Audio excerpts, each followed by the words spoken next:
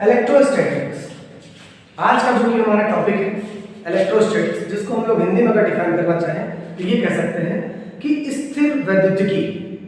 स्थिर वैद्युतिकी को डिफाइन करने के लिए हमें सबसे पहले ये जानना पड़ेगा कि स्थिर वैद्युतिकी है।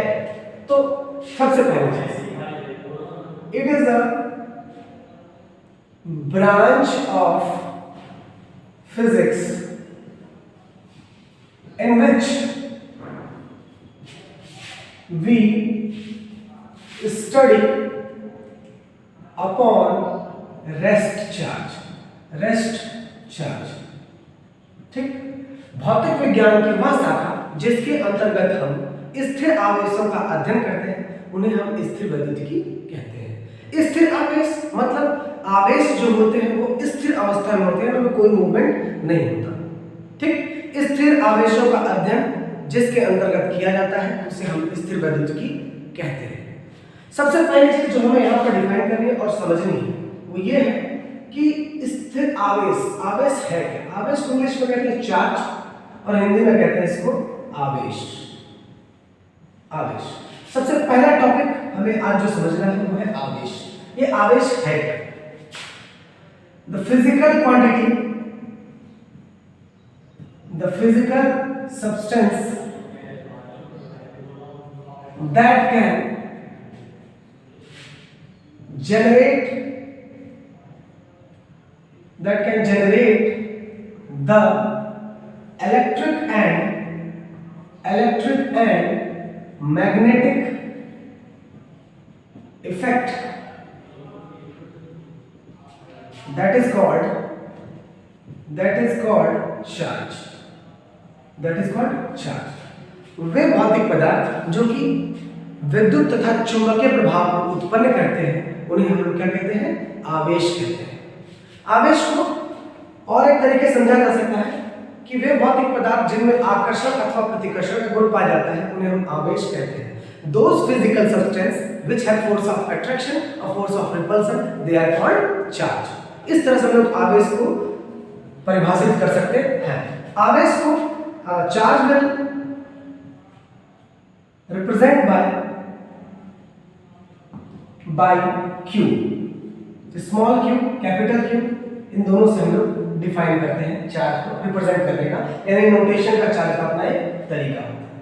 Basically charge is equals to Q is equals to Ne होता है। Q is equals to Ne where small q जो आपको दिख रहा है इसको हम कहते हैं क्वांटा ऑफ चार्ज। n जो आपका है इसको हम लोग कहते हैं नंबर ऑफ चार्ज, यानी इलेक्ट्रॉनों की संख्या। और ये आपका जो कहलाता है ये कहता है चार्ज ऑन इलेक्ट्रॉन। तो इस तरीके से हम लोग इस चीज को समझ सकते हैं। Basically Q is equals to Ne। आगे की कहानी के लिए थोड़ा सा हमें बिल्डअप करना पड़ेगा इसको।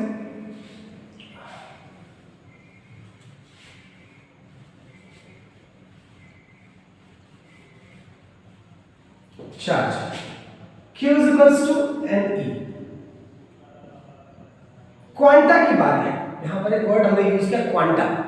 अकॉर्डिंग टू द प्लैंक, हमेशा से प्लैंक साहब यही चाहते थे कि क्वांटा ड्रॉइड को जो क्वांटम फिजिक्स को उन्होंने खोज करी तो उन्होंने जो है प्लैंक रेडिएशंस के हिसाब से उन्होंने ये बताया कि किसी भी चीज का जो डिस्ट्रीब्यूशन ऑफ एनर्जी होता है वो छोटे छोटे पार्टिकल बंडल, छोटे छोटे कण या कह सकते हैं पार्टिकल के रूप में उनका डिस्ट्रीब्यूशन है। एक पार्टिकल को या एक बंडल को उन्होंने क्वांटा कहा। ये पूरा का पूरा बेसिक चार्ज है। ये आपका क्या है? Total charge. ये आपका बेसिक चार्ज या फंडामेंटल चार्ज कह सकते हैं। फंडामेंटल चार्ज कह सकते हैं। तो क्वांटा क्या होगा कि distribution of energy into the form of bundles end packet. Each bundles and packets, या एक बंडल या एक पैकेट को हम लोग क्वांटा के फॉर्म में समझ सकते हैं, उसको हम लोग क्वांटा कहते हैं। दूसरी चीज, चार्ज की कुछ बेसिक थिंग है, properties of charge. Properties of charge कि चार्ज के आवेश के गुण, हिंदी में बात करें तो आवेश के गुण क्या क्या प्रॉपर्टीज होती है किसी चार्ज में, हमें आज ये समझना है। सबसे पहली प्रॉपर्टी की बात करें तो पहला प्रॉपर्टी यही होता है कि पॉजिटिव और पॉजिटिव है तो इन दोनों के बीच दुश्मनी होगी, यानी they will repel to each other, दुश्मनी समझ सकते हैं, यानी इनके बीच रिफ्लेक्शन कह सकते हैं या एक दूसरा विरोध करेंगे एक दूसरे का, ठीक है ना। दूसरा, और अगर पॉजिटिव और नेगेटिव है तो इनके बीच एक प्यार दर्शाया जा सकता है, ये एक दूसरे को अट्रैक्ट करेंगे, ठीक। तो रिपल्शन एंड अट्रैक्शन, ये दो फेनोमेना होते हैं, one of the most important कि आप इस चीज को जानें कि चार्ज क्या होता है। पॉजिटिव देयर आर, अगर दूसरी प्रॉपर्टीज की बात करें तो दूसरी प्रॉपर्टी होती है conservation of charge, conservation of charge. Conservation of charge की बात करें यानी आवेश का संरक्षण, आवेश का संरक्षण।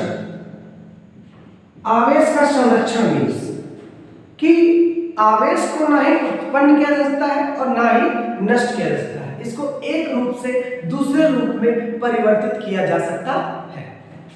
तो a charge neither be created nor be destroyed, it can transform from one body to another body. This is the conservation principle of charge. Charge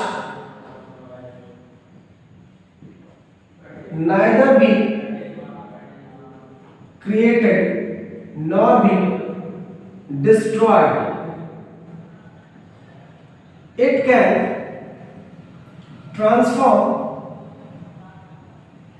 from one body to another body, conservation principle आपको यही कहता है कि charge जो आपका है वो न तो उत्पन्न किया जा सकता है और ना ही नष्ट किया जा सकता है, इसको बस एक रूप से दूसरे रूप में परिवर्तित किया जा सकता है। A charge neither be created nor be destroyed, it can transform from one body to another body. आगे बढ़ते हैं कुछ और छोटे छोटे प्रॉपर्टीज के साथ। सबसे दूसरी जो प्रॉपर्टीज है सबसे इंपॉर्टेंट कहते हैं इसको quantization of charge, quantization of charge. Quantization है क्वांटीकरण, क्वांटीकरण आवेश का क्वांटीकरण। आखिर है क्या? Q is equals to NE plus minus NE. Each and every charge is an integral multiple of its fundamental unit. सभी चार्ज अपने मूल आवेश का इंटीग्रल मल्टीपल होता है। चार्ज आपके पॉजिटिव भी हो सकते हैं क्योंकि वो एडिटिव नेचर में होते हैं, और चार्ज आपके नेगेटिव भी हो सकते हैं, सब्ट्रैक्टिव नेचर के भी होते हैं, ठीक है ना। तो अगर किसी बॉडी में आपके चार्ज पॉजिटिव नेगेटिव दोनों पाए जाते हैं, ठीक है, तो इसीलिए चार्ज आपका क्या होता है, आपका इंटीग्रल मल्टीपल क्या होता है, बराबर होता है। This is the quantization of charge. दूसरा, ये कुछ इंपॉर्टेंट प्रॉपर्टीज हैं चार्ज की। अब सबसे पहली चीज मास की बात कर लेते हैं, थोड़ा सा चार्ज के टाइप की बात कर लेते हैं। चार्ज टाइप्स ऑफ चार्ज, आवेश के प्रकार, आवेश के प्रकार। बेसिकली हम सब लोग इस बात को बहुत अच्छे से जानते हैं, बचपन से पढ़ते आ रहे हैं कि चार्ज हमारे दो टाइप के होते हैं, इनको डिफाइन करते हैं लोग आज। चार्ज पहला आपका पॉजिटिव चार्ज मींस प्रोटॉन, दूसरा negative charge means electron. Hindi में भी इलेक्ट्रॉन और प्रोटॉन और इंग्लिश में भी इलेक्ट्रॉन और प्रोटॉन, आपको बहुत बेहतर तरीके से जानते हैं। लेकिन जानने वाली चीज यहाँ पर यह है कि कितना पॉजिटिव प्रोटॉन होता है और कितना नेगेटिव हमारा इलेक्ट्रॉन। न्यूमेरिकल वैल्यू क्या होती है इनका? न्यूमेरिकल वैल्यू जो होती है पॉजिटिव 1.6 into 10 की power minus 19 coulomb. Coulomb is the unit of charge. Coulomb जो होता है वो आपका यूनिट होता है चार्ज का, और इलेक्ट्रॉन पर ठीक इतना ही क्या होता है, नेगेटिव होता है 10 की पावर माइनस 19 कूलम। प्रोटॉन को पॉजिटिव चार्ज इतना होता है और इलेक्ट्रॉन को इतना ही नेगेटिव होता है। अब ये किसी एटम से बाहर निकले भाई, 19th सेंचुरी तक लोग यही मानते थे कि एटम्स आर इनडिस्टिंग्विशेबल, इसको और ज्यादा छोटा नहीं किया जा सकता। But at the end of 19th century and the start of 20th century, है ना। तो लोग आए, कुछ साइंटिस्ट आए और उन्होंने कहा नहीं, जॉन डाल्टन साहब जो कह रहे हैं, जॉन डाल्टन ने ही बताया था कि एटम आर इंडिस्टिंग्विशिबल, यानी सबसे छोटा पार्टिकल है किसी भी क्रिस्टल का, इसको और ज्यादा छोटा नहीं किया जा सकता according to the John Dalton. But at the end of 19th century और बिगिनिंग ऑफ 20th सेंचुरी कुछ साइंटिस्ट आए और उन्होंने कहा कि नहीं, एटम्स आर डिस्टिंग्विशिबल, इनको और तोड़ा जा सकता है और इनको तीन भाग में तोड़ा गया। पहले भाग को कहा गया इलेक्ट्रॉन, दूसरे भाग को कहा गया प्रोटॉन और तीसरे भाग को कहा गया न्यूट्रॉन। इलेक्ट्रॉन, प्रोटॉन और न्यूट्रॉन, ठीक। तो प्रोटॉन इलेक्ट्रॉन पर नेगेटिव चार्ज था, प्रोटॉन पर पॉजिटिव चार्ज था और ये इलेक्ट्रिकली न्यूट्रल थे, इस पर कोई चार्ज आपका नहीं था, कोई भी चार्ज आपका नहीं था। आइए इसके, अब ये पार्टिकल होने की वजह से इनके पास कुछ ना कुछ तो मास होगा। एक इंपॉर्टेंट चीज यहां पर समझनी है कि a charge can not live without mass, but a mass can live without charge. कोई भी कण बिना, कोई भी आवेश बिना द्रव्यमान के नहीं रह सकता, बल्कि कोई द्रव्यमान बिना आवेश के रह सकता है। दोनों बात को समझिएगा कि अगर कोई पार्टिकल है हमारे पास, इसके पास केवल मास है तो चलेगा, बट अगर कोई चार्ज है तो यहां पर मास होना कंपलसरी है, ठीक है। कंपलसरी कंडीशन ये है कि a charge can not live without mass, but a mass can live without charge. So this is the phenomenon. तो ये पार्टिकल था, इनके पास चार्ज भी है तो इनके पास क्या होगा, मास भी होगा। अगर आपको लगे तो उनका मास कितना होता है प्रोटॉन का, तो 1.67 into 10 की power -27 kilogram, this is the mass of the proton. And electron की 9.1 into 10 की पावर -31 किलोग्राम, ये मास आपका होता है इलेक्ट्रॉन का। This is the basic thing that we have to understand before starting the whole chapter. ठीक है, इस बात को समझ के आगे चलते हैं थोड़ा सा।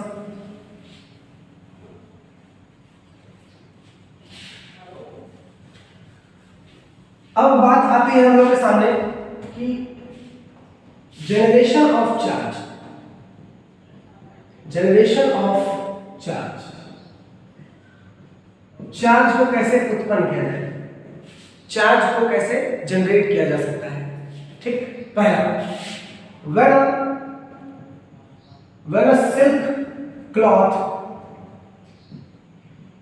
rubbed upon glass rod, there generate a positive charge।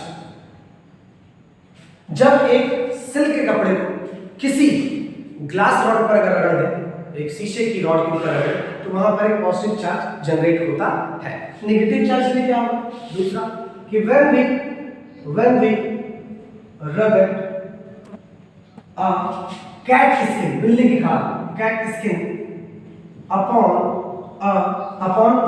ebonite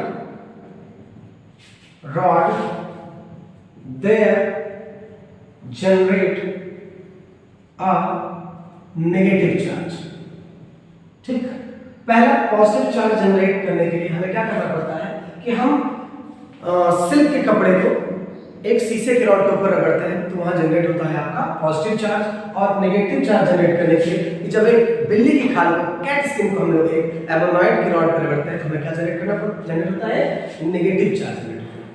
अब इसी पर एक एक्सपेरिमेंट जनरेट हुआ कि पॉजिटिव रिपल क्यों करते हैं और पॉजिटिव नेगेटिव अट्रैक्ट क्यों करते हैं। इस चीज को समझने के लिए एक एक्सपेरिमेंट हो जिसको नाम दिया गया gold leaf experiment.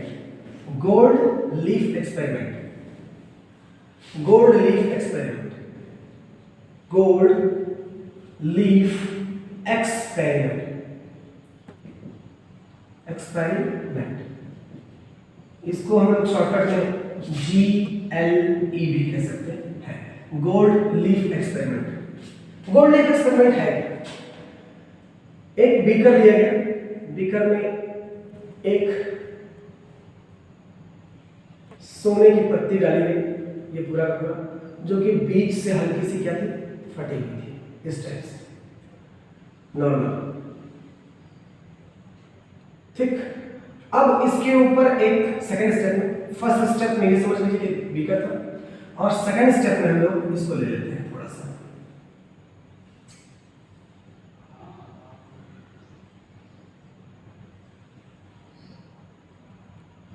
Second step में हमने देखा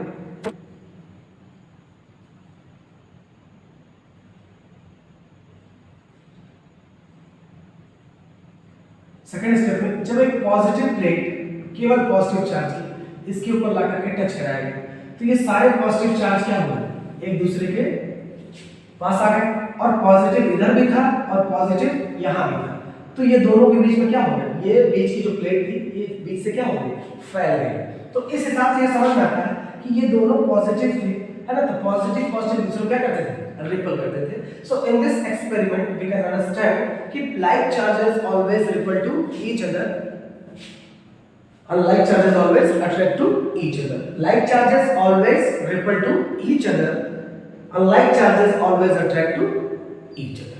ठीक है, अब एक नेगेटिव डाला गया है, ठीक है, तो पॉजिटिव अपना अपोनेंट पहले से खुद से ढूंढ लेता है, तो पॉजिटिव नेगेटिव दूसरे क्या करते हैं, अट्रैक्ट करते हैं। तो इस एक्सपेरिमेंट का नाम दिया गया गोल्ड लीफ एक्सपेरिमेंट। ठीक है, आगे बढ़ते हैं।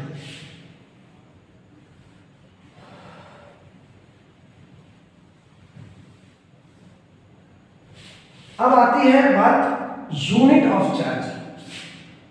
Unit of charge, unit of charge की बात करूं यानी आवेश का मात्रक, आवेश का मात्रक। तो बेसिकली चार्ज को हम लोग समझ सकते हैं, द यूनिट ऑफ चार्ज हम लोग जानते हैं I is equals to Q by T, I is equal to Q by T, so Q is equals to I into T, where Q क्या है आपका, चार्ज है, I क्या है आपका, करंट है, करंट मतलब धारा, और T क्या है आपका, टाइम है।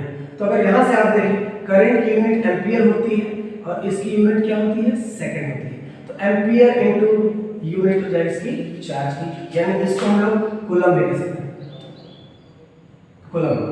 ठीक है, coulomb is a unit of charge, basically coulomb is denoted by C। 1 coulomb is equals to 3 into 10 की power 9 stat coulomb, stat coulomb. ठीक, तो यहां से एक चीज और निकल सकता है कि 1 stat coulomb is equals to 1/3 into 10 की पावर 9 कूलम। ये इस तरह से बेसिक छोटी छोटी सी डिफिनेशंस हैं या छोटा छोटा सा वैल्यूज है नंबर का, जिनसे आप इस चीजों को समझ सकते हैं। किसी भी चार्ज का मैग्नीट्यूड जो होता है उसकी न्यूमेरिकल वैल्यू को कहते हैं, किसी भी चीज का मैग्नीट्यूड उसकी न्यूमेरिकल वैल्यू को हम लोग कहते हैं। तो मुझे लगता है आज बस इतना सा ही आपके लिए, सो थैंक यू। मुझे उम्मीद है कि आपको थोड़ा बहुत समझ में अगर आया होगा, तो please comment on my YouTube channel, and please अगर थोड़ा सा भी लेक्चर्स आपको समझ में आ रहा हो तो चैनल को सब्सक्राइब जरूर करें। Thank you.